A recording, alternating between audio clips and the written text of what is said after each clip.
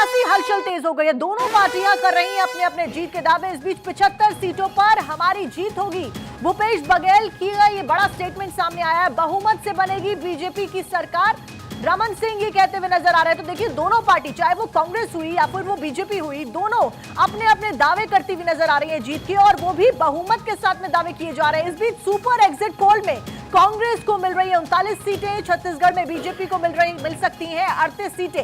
ये exit poll के नतीजे कहते हैं। तो देखिए, दोनों ही ओर से आरोप प्रत्यारोप का दौर प्रचार के दौरान जारी रहा। उस बीच कल इस समय तक पिक्चर क्लियर होगी कि क्या कुछ मतगणना में निकलकर सामने आता है।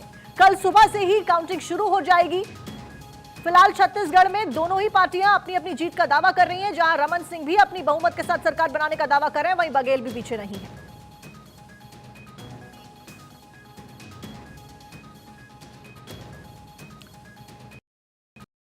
और इसी बीच इसी विषय के ऊपर चर्चा करेंगे, छत्तीसगढ़ में किसकी सरकार बनने वाली है और क्या कुछ मुद्दे और दावे रहे हैं। इस बीच प्रेम कुमार जी, वरिष्ठ पत्रकार, हमारे साथ में मौजूद है। आलोक वत्स, नेता भारतीय जनता पार्टी से हमारे साथ में है। अखिलेश सोलंकी भोपाल से हमारे साथ में मौजूद है, और साथ साथ में आनंद कुमार दिल्ली से और कन्हैया शुक्ला रायपुर से हमारे साथ में जुड़े हुए हैं। सबसे पहले कन्हैया का रुख करूंगी। कन्हैया, छत्तीसगढ़ के मुद्दों को आपने उजागर किया और जनता का मूड वहां से जाना। इस बीच जो दावे हैं, जो वादे हैं और जो जनता का मूड है, कितना तालमेल बिठाता हुआ नजर आ रहा है? देखिए साक्षी, आपको बता दें कि आज का जो दिन है वो भारतीय जनता पार्टी और कांग्रेस के जो प्रत्याशी हैं उनके ऊपर बहुत भारी पड़ने वाला है। बहुत से लोगों को नींद नहीं आएगी क्योंकि कल काउंटिंग का दिन है। इस समय हमारे साथ जो मौजूदा सरकार है कांग्रेस की, उसके कैबिनेट मिनिस्टर हमारे साथ इस समय है गुरु रुद्र कुमार जी, जो पीएचई मंत्री हैं, और इन्होंने भी ये दावा किया कि 75 पार जाएगी अब की बार कांग्रेस की। रुद्र जी, क्या दावे हैं? आपको क्या लगता है कि अब की बार जो कल आने वाला है मतगणना के बाद का, उसके बाद किसको किसको जो है नींद नहीं आने वाली? निश्चित तौर पे भाजपा के जितने लोग हैं प्रत्याशी, उनके तो होश भी उड़े हुए हैं। और हमें जो इन 5 सालों में जो हमने काम किया है माननीय मुख्यमंत्री जी के नेतृत्व में, तो निश्चित तौर पे उस पर पूरी जनता को भरोसा है। चुनाव के दरमियान भी सभी विधानसभाओं में ये चीज़ देखने को भी मिला था, जिस तरीके से उन्हें जनता का सहयोग मिला, जनता का साथ मिला। लोग निश्चित तौर पर छत्तीसगढ़ में विशेष तौर पे 75 पार के साथ कांग्रेस की सरकार बनाई। अरे बीजेपी तो कह रही है 75 पार छोड़िए, जो इन्होंने फ्लाइट बुक कराया उसमें बीजेपी वाले बैठ के जाएंगे। जुमलेबाज हैं उन लोग, उनका काम है जुमलेबाजी करना, कर रहे हैं। आपको क्या लगता है बीजेपी कितने में सिमट जाएगी? अब 75 पार तो हम अपना ही बोल रहे हैं, तो फिर 90 में न बचता ही कितना है। तो निश्चित तौर पे उन लोग बहुत कम, ना के बराबर रहेंगे। लेकिन एग्जिट पोल तो इस तरीके का नहीं नतीजा दिखा रहा है। एग्जिट पोल को हम सच मान भी नहीं सकते हैं। लेकिन अगर हम बीजेपी की बात करें तो बीजेपी भी ये दावा कर रही है कि कांग्रेस अब की बार हार रही है और सत्ता वो कल बनाएंगे। और आपको क्या लगता है कौन कौन सी बड़े चौंकाने वाले नतीजे आ सकते हैं? चौंकाने वाले नतीजे तो निश्चित तौर पे आएंगे और बीजेपी के लिए रहेंगे। चौंकना उनको है क्योंकि हमें हमारे काम पे इन 5 सालों में जो हम लोगों ने किया है उस पर पूरा भरोसा है और जनता पे भरोसा। बीजेपी का एक चीज और कहना है कि कांग्रेस जीतने से पहले ही कांग्रेस फील्डिंग करने की कोशिश करने लगी। सभी विधायकों को बुला लो, फिर सभी विधायकों को यहाँ पर एक रखे रहो, फिर इसके बाद जैसे वो जीतते हैं, जैसे वो विधायक बनते हैं, उनको उठा करके जो है दिल्ली या बेंगलोर में शिफ्ट कर दो, किसी तरीके से विधायक टूटने ना पाए। तो ये ऑपरेशन लोटस का एक डर भी देखने को मिल रहा है क्या? अब देखिए, ये तोड़ फोड़ का काम, ये तोड़ फोड़ की राजनीति भी, ये सब ना बीजेपी वालों के काम है, उनका हथकंडा है। हमने तो सत्य के मार्ग में चल के पूरे 5 साल सरकार चलाई और निश्चित तौर पे बहुमत के साथ हम आ रहे हैं। तो हमें किसी चीज़ के डरने की या तोड़ फोड़ करने की में अलग से आवश्यकता नहीं है। रुद्र भाई, आप जगत गुरु भी माने जाते हैं सतनामी समाज करके, आपके समाज का क्या रुख रहेगा? आपको क्या लगता है कि आपकी सीट नवागढ़ से किस तरीके के रुझान देखने को, किस तरीके का रिजल्ट देखने को मिलेगा? जी, हमारे सीट में तो विशेष तौर पर अगर नवागढ़ में आप बात करेंगे तो पूरा सतनामी समाज एक तरफा वोट दिया। उसी के साथ मैं आपको ये भी यकीन दिलाना चाहूँगा कि 90 में जो ना 55 विधानसभा की जो ना सीटें हैं जहाँ पे सतनामी समाज का ना डिसाइडिंग रोल रहता है, मैं यकीन दिलाता हूँ कि हमारा समाज पूरा एक तरफा कांग्रेस का साथ दिया इस बार। एज ए कैबिनेट मिनिस्टर किसको चाहेंगे कि अगली बार अगर फिर से कांग्रेस की सरकार बनती है तो कौन मुख्यमंत्री का चेहरा होगा? मुख्यमंत्री कौन बनेगा? फिलहाल तो वर्तमान में है हमारे पार्टी में मुख्यमंत्री, सबके नेतृत्व में सबके साथ मिलकर इस बार चुनाव लड़ा गया। वो तो ये तो हाईकमान का फैसला रहता है। अच्छा, क्या निर्देश दिए गए थे? बड़ी चर्चाएं हैं यहाँ पर, बड़े बाजार जो है बहुत गर्म है। क्या चर्चाएं थी कि जीतने के बाद कांग्रेस के विधायक यहाँ से कहाँ मतलब उनको पलायन कराने की कहाँ बात की जा रही है, कहाँ लेके जा रहे हैं, क्या है, क्या चर्चा है? ये सिर्फ चर्चाएं हैं। कल तो हम लोग सब अपने अपने जिलों में जाएंगे, कल काउंटिंग है और निश्चित तौर पे काउंटिंग के बाद, रिजल्ट आने के बाद सबके सब राजीव भवन में इकट्ठा होते ही हैं। वो तो रूटीन उसके बाद राजीव भवन के बाद कहाँ जाने का है? माने कुछ तो चर्चाएं चल रही हैं, मतलब कि यहां से या तो बेंगलोर शिफ्ट किया जाएगा या तो दिल्ली शिफ्ट किया जाएगा। आखिर क्यों? आखिर किस बात का डर है? अगर सरकार आपकी आ रही है, आपके विधायक सारे जीत रहे, 75 पार आपका नारा है, तो आखिर बचाने की क्या जरूरत पड़ रही है और इस तरीके की फील्डिंग करने की क्या जरूरत है? ये सिर्फ चर्चाएं हैं, अफवाहों का बाजार है, तो उसमें ज़्यादा बोलने का कोई औचित्य नहीं है। तो मतलब आप आश्वस्त हैं कि कांग्रेस रिपीट होगी सरकार, फिर से भूपेश बघेल मुख्यमंत्री बनेंगे और फिर से 5 साल आप लोग यहाँ पर सरकार चलाएंगे? निश्चित तौर पे हमें छत्तीसगढ़ की जनता पे, छत्तीसगढ़ के किसानों पे और सभी वर्ग के साथियों पे पूरा भरोसा है कि दोबारा छत्तीसगढ़ में कांग्रेस की सरकार बहुमत के साथ बनेगी। और जो प्रधानमंत्री जी के दावे थे, जो अमित शाह जी के दावे थे, जो रमन सिंह के जो दावे हैं और जो बीजेपी के दावे, वो सब दावे को क्या होगा? जो लोग खुद अपने घोषणाओं को ना जुमलेबाजी का नाम दें, उन पे क्या भरोसा करेंगे? चलिए ठीक है कन्हैया, फिलहाल दावे बड़े बड़े। इस बीच बड़ा दावा कांग्रेस का कि 75 सीटों के साथ में कांग्रेस सत्ता पर फिर से काबिज होती हुई छत्तीसगढ़ में नजर आने वाली है। बहुमत से बनेगी कांग्रेस की सरकार। गुरु रुद्र के द्वारा ये बड़ा दावा किया गया। अभी आप सुन रहे थे किस तरीके से वो बड़े बड़े दावे करते हुए नजर आए। भारतीय जनता पार्टी की हार होने वाली है, कांग्रेस पार्टी छत्तीसगढ़ में जीतने वाली है। यहां पर बड़ा दावा गुरु रुद्र के द्वारा किया गया। बहुमत से कांग्रेस पार्टी अपनी सरकार यहां पर बनाती हुई नजर आएगी। हमें अपने काम के ऊपर पूरा भरोसा है। बड़ी खबर आपको बता दें, दिल्ली से इस वक्त की बड़ी जानकारी आ रही है। बाबा बालकनाथ बीजेपी मुख्यालय पहुंच गए। संगठन मंत्री बीएल संतोष से मुलाकात लगातार उनकी जारी है। इस बीच तिजारा विधानसभा से प्रत्याशी हैं बाबा बालकनाथ। अलवर से बीजेपी सांसद भी हैं बाबा बालकनाथ और ये मुलाकात लगातार जारी। बड़ी खबर दिल्ली से बता रहे हैं आपको। बाबा बालकनाथ पहुंचे हैं बीजेपी के मुख्यालय। संगठन मंत्री बीएल संतोष के साथ में मुलाकात उनकी हो रही है, लगातार जारी है। तिजारा विधानसभा से प्रत्याशी है बाबा बालकनाथ। और देखिए कल 4 राज्यों के रिजल्ट्स आने वाले हैं, कल काउंटिंग होने वाली है, सबकी नजरें उसी के ऊपर हैं। कहीं सर्वदलीय बैठक बुलाई जा रही है, कहीं मुलाकातों का दौर जारी है, कहीं यहाँ पर रिजॉर्ट पॉलिटिक्स से बचने की कोशिश की जा रही है, कहीं उसको लेकर रणनीति बनाई जा रही है। इस बीच आनंद हमारे साथ में जुड़ गए। आनंद, क्या कुछ जानकारी आपके पास? बाबा बालकनाथ फिलहाल बीजेपी मुख्यालय पहुंच गए, संगठन मंत्री बीएल संतोष के साथ क्या कुछ डिस्कशन मुलाकात में चल रहा है? जी बिल्कुल, अगर साक्षी ये समय देखें तो सहमत बेहद ही महत्वपूर्ण है। जो खुद इस वक्त बीजेपी सांसद हैं, जो बालकनाथ को तिजारा विधानसभा से प्रत्याशी हैं, कल ही रिजल्ट आने वाला है। तमाम चीजों को लेकर इस वक्त उनका दिल्ली मुख्यालय में खुद वो भी संगठन महामंत्री से मिलने का बेहद इंपॉर्टेंट समय देखा जा रहा है। जिसको लेकर अगर बात करें, जब हमने उनसे बात करने की कोशिश की तो उन्होंने साफ कहा कि ये नॉर्मल रूटीन बैठक है। लेकिन आप इस समय को देखिए, ये समय इतना महत्वपूर्ण होता है कि इस वक्त नॉर्मल रूटीन बैठक नहीं, कुछ ना कुछ तो चल रहा है।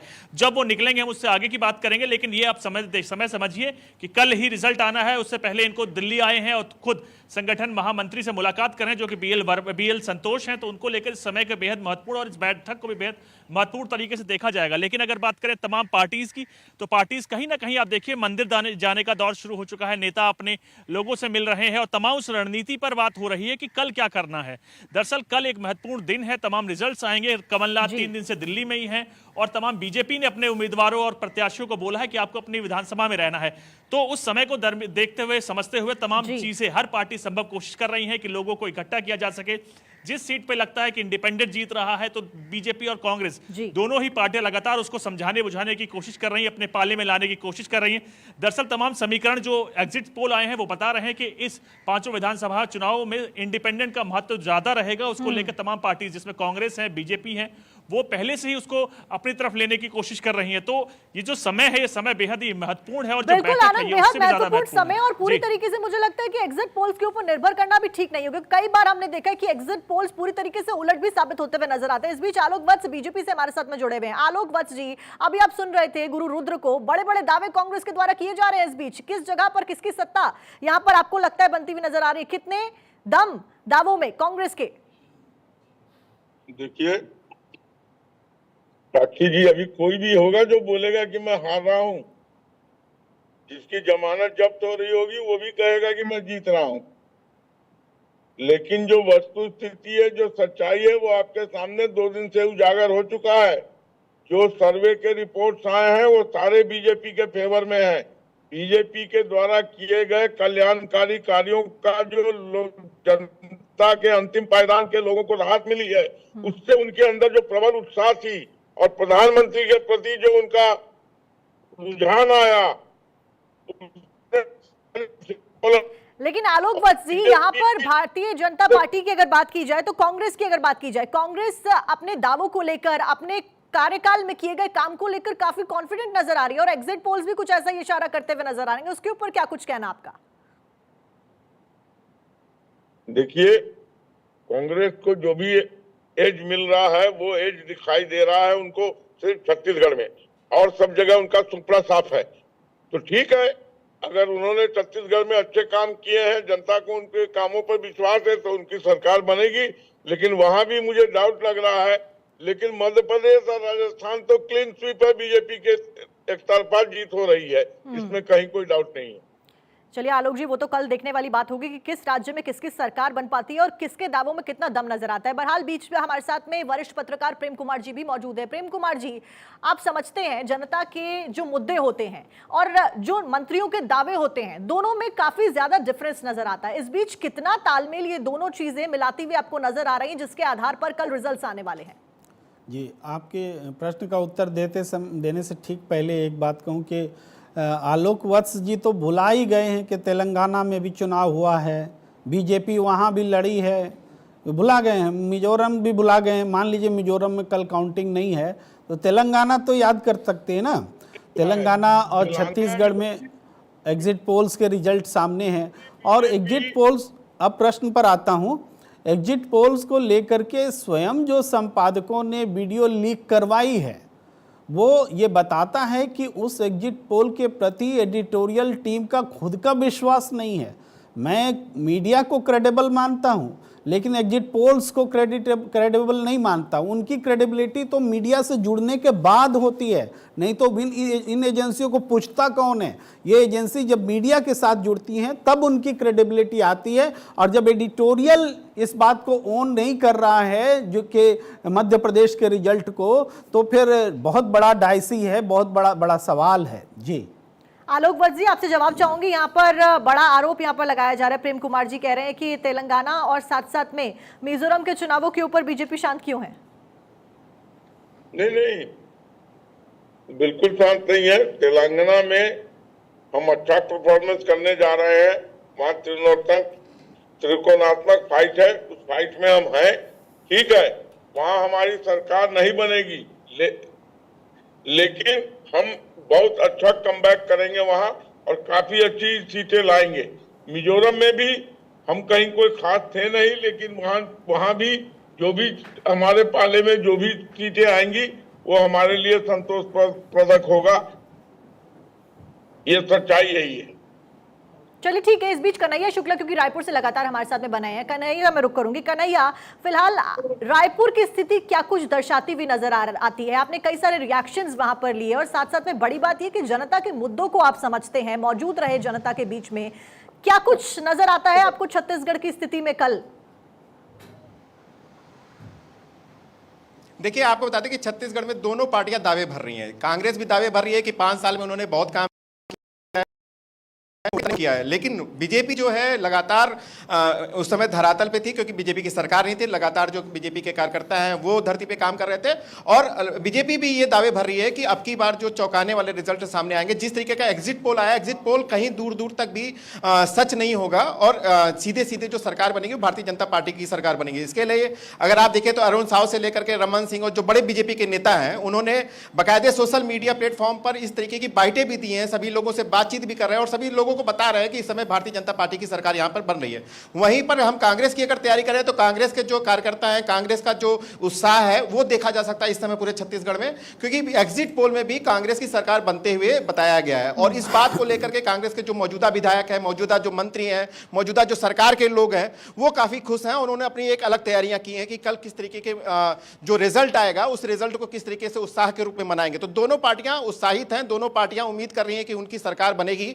लेकिन क्योंकि छत्तीसगढ़ में सिर्फ 90 सीटें हैं, क्योंकि जहां पर ज्यादा सीटें होती हैं तो वहां पर फेर बदल होना, एग्जिट पोल का अंतर बहुत ज्यादा नहीं होता है। और यहां पर अगर देखा जा सकता है क्योंकि 90 सीटें हैं तो एग्जिट पोल एकदम सटीक तरीके से सामने जो एग्जिट पोल में आया वही रिजल्ट आएगा, यह कहना अभी थोड़ा जल्दबाजी होगी। तो निश्चित रूप से अगर देखा जाए तो कल इसी समय तक पूरी जो तस्वीरें हैं छत्तीसगढ़ की वो साफ हो जाएंगी। बहुत कई बड़े ऐसे चेहरे, कई ऐसे बड़े नेता हैं, कई बड़े ऐसे मंत्री होंगे जो जिनके चेहरे पे कल मायूसी नजर आएगी, कई ऐसे जो कार्यकर्ता हैं जिनको पहली बार टिकट मिला है उनके चेहरे पे खुशियां नजर आएंगी। तो इस तरीके की जो तस्वीरें हैं, मिली जुली जो तस्वीरें होंगी वो छत्तीसगढ़ से आपको नजर आएगी। लेकिन अभी जो फिलहाल यहाँ पर अगर देखा जाए, लोगों के अंदर भी एक दिलचस्प देखी जा सकती है कि वो लगातार ये जानने की कोशिश कर रहे हैं कि आखिर अगली सरकार क्या बनेगी। सबसे अहम मुद्दा ये भी है कि सरकार अगर भारतीय जनता पार्टी की बनती है तो भारतीय जनता पार्टी से मुख्यमंत्री का चेहरा कौन बनेगा, क्योंकि मुख्यमंत्री के चेहरे पे अभी तक भारतीय जनता पार्टी की तरफ से कुछ भी मतलब संकेत नहीं दिए गए हैं, ना ही कांग्रेस की तरफ से संकेत दिए गए हैं। लेकिन जो कांग्रेस की मौजूदा पार्टी की सरकार है, यहाँ के जो मौजूदा विधायक है या मंत्री हैं, वो लोग भूपेश बघेल के ऊपर फिर से एक बार अपनी उम्मीद जता रहे हैं, अपना विश्वास जता रहे हैं, क्योंकि वो कह रहे हैं कि मुख्यमंत्री के चेहरे पर ही छत्तीसगढ़ में चुनाव लड़ा गया है। तो निश्चित रूप से अगर छत्तीसगढ़ में कांग्रेस की सरकार बनती है तो भूपेश बघेल एक बार फिर से मुख्यमंत्री बन सकते हैं। चलिए ठीक है कन्हैया, आपने जानकारी दी रायपुर से। इस बीच कल 4 राज्यों के रिजल्ट्स आने वाले हैं जिसके ऊपर चर्चाओं का दौर लगातार जारी है। स्थिति इस समय तक कल बहुत हद तक क्लियर हो जाएगी किस राज्य में किसकी सरकार बनती हुई नजर आ रही है। बहरहाल आप सभी का बहुत बहुत शुक्रिया जानकारी देने के लिए, और इसी के साथ पल पल की अपडेट, भारत 24 की महा कवरेज लगातार जारी है, क्योंकि 2023 के विधानसभा चुनावों के रिजल्ट सीधे तौर पर 2024 के ऊपर इंपैक्ट डालते हुए नजर आने वाले हैं। फिलहाल वक्त एक छोटे से ब्रेक का, लेकिन ब्रेक पर जाने से पहले इस वक्त की सुर्खियां। इस हेडलाइन के प्रस्तुत करता है बढ़िया